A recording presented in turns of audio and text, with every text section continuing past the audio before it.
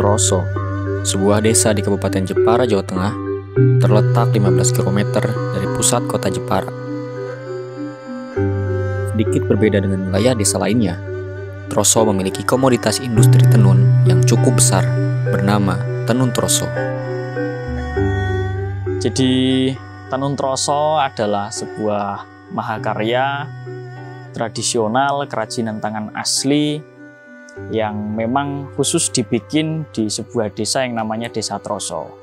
Tepatnya di Kabupaten Jepara, lokasi pasnya ada di Kecamatan Pecangaan.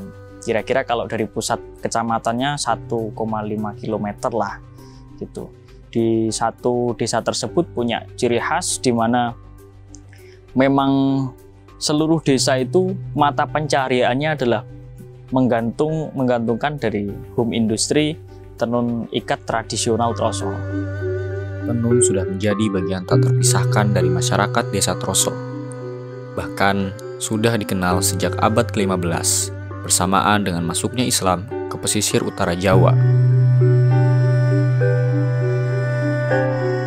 Sekitar tahun 1575 Masehi itu bertepatan dengan berbarengnya awal masuk Islam ya, terutama di area pesisir utara Jawa. Waktu perkembangan Mataram itu ada keturunan dari Demak Kadilangu, namanya Mbah Senu, Ki Senu. Beliau adalah seorang termasuk alim ulama yang menyebarkan agama Islam di pesisir utara Jawa. Kemudian singgah di sebuah wilayah yang namanya Desa Troso. Dulu pertama kali beliau menggunakan tenun ikat itu hanya untuk menemui tokoh-tokoh besar. Jadi tenun ikat itu dipakai oleh beliau sendiri hanya untuk menemui tokoh-tokoh atau orang-orang penting lah, bisa dikatakan seperti itu. Seiring berjalannya waktu, selain beliau ini menyebarkan agama Islam, juga melatih masyarakat yang ada dengan tenun ikat tradisional itu. Kalau dulu teknologinya masih tenun gedok, bukan seperti sekarang pakai ATBM, alat tenun bukan mesin. Kalau dulu masih pakai gedok, jadi kayak istilahnya di pangku. Kalau sekarang yang masih berkembang di daerah Nusa Tenggara, Sumbawa. Di Indonesia, tenun memiliki berbagai jenis, baik dari segi warna, bentuk, maupun motif. Tenun Troso juga memiliki motif yang tak kalah unik dari daerah lainnya. Kalau motifnya secara asli, tahun 2019 baru dibikinkan dari teman-teman kelompok sadar wisata, di mana motif-motifnya itu ruang lingkupnya adalah menceritakan tentang geografis daripada beberapa daerah Troso.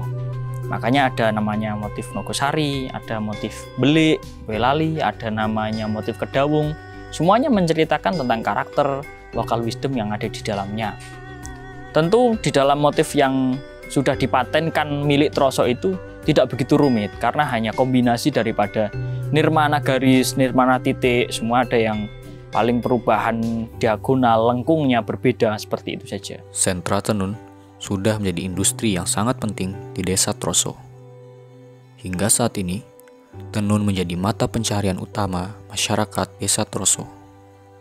Selain ahli dalam membuat motif lokal, sentra tenun Troso justru berkembang dengan pesat melalui keahlian masyarakat Troso dalam memproduksi berbagai motif tenun di Indonesia. Itu asmat ya Mas? Asmat. Sampelnya itu datang ke sini, lebarnya sekian, ukurannya sekian, warnanya juga seperti ini.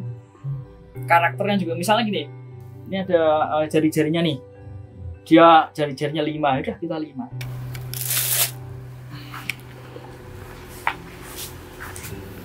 Ini sarung goyor. Sebetulnya kalau sarung goyor itu ada 2 jenis. Dari segi ukurannya sama, cuman ada yang kadang dijahit di tengah sini, ada yang lajuran seperti ini. Lajuran itu nggak jahitan tengah, semuanya ekspor ke Timur Tengah. Afrika juga ada. Negara yang punya cuaca panas, dan harganya pun mahal. Jadi kalau di Indonesia mungkin tidak bisa menjangkau semua kalangan, nggak seperti sarung yang kita pakai tiap hari itu namanya sarung palekan. Seiring berkembangnya berbagai industri di Indonesia, tenun sedikit ditinggalkan oleh para generasi milenial.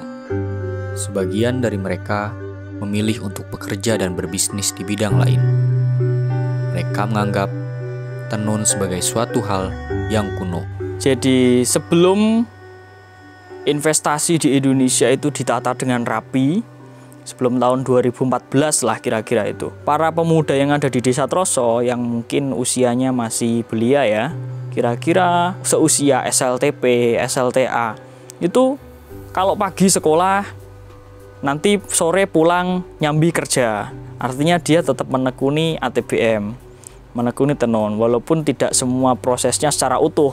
Artinya part-part dari sistem itu para pemuda menguasai. Berbeda jauh ketika setelah tahun 2014.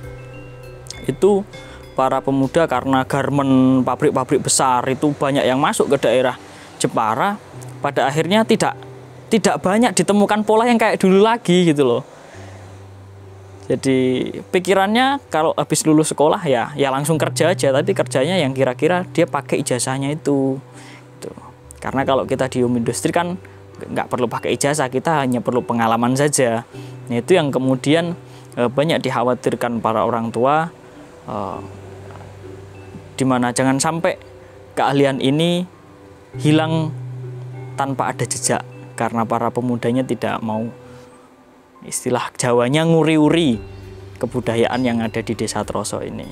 Perlu kita sadari bahwa industri tenun Troso membantu menyediakan lapangan pekerjaan serta meningkatkan perekonomian bagi masyarakat Desa Troso dan sekitarnya. Bagi saya adalah karena ini salah satu warisan budaya leluhur, jadi harus kita lestarikan bersama. Toh juga kemudian aslinya sama aja. Kita mau kerja di garmen, mau kerja di rumah, hasilnya itu sama aja gitu. Banyak kok yang berusaha ngitung-ngitung itu sama aja. Bahkan kalau kita lebih tekun sebetulnya ya cuannya lebih banyak menekuni ATBM ini.